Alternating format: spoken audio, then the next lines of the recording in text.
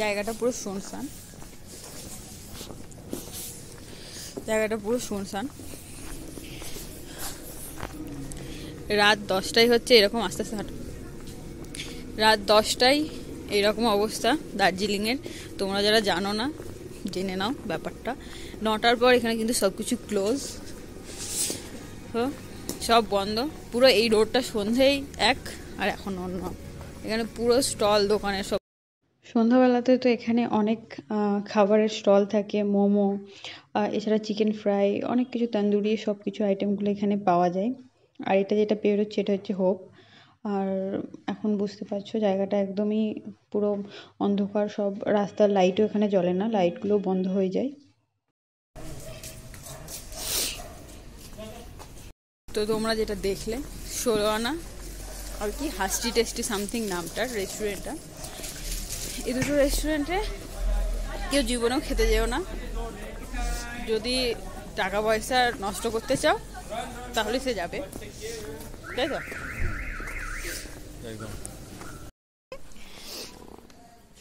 চলে আসলাম দাগ বলে না ম্যালোড থেকে।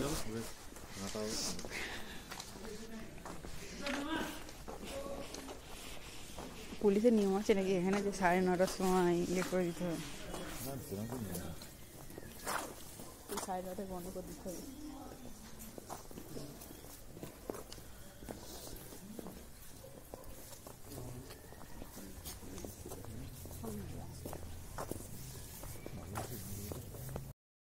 তো এখানে যাচ্ছে হচ্ছে ওয়াটার সাপ্লাই ট্যাঙ্ক। এখানে ওয়াটার সব এইভাবেই গাড়িতে করে সাপ্লাই দেওয়া হয় কোনো একটা পার্টিকুলার জায়গা থেকে এনে, সব হোটেলেও, ইনফ্যাক্ট বাড়িতেও।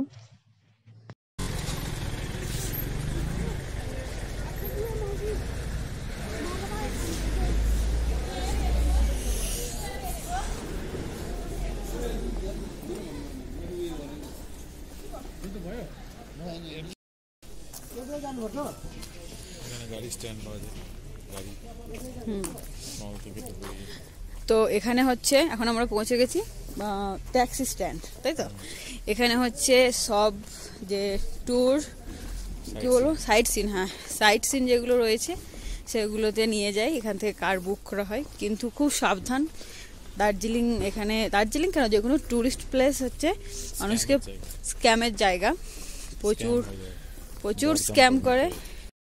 তো চারিদিকে অন্ধকার, মানুষজন খুব একটা নেই, একদমই নেই বললেই চলে। তো আমরা দুজন তো দারুণ মজা করতে করতে, হাসি ঠাট্টা করতে করতে যাচ্ছিলাম। আর প্রচণ্ড ঠান্ডা এখানে, হাড় হিম করা।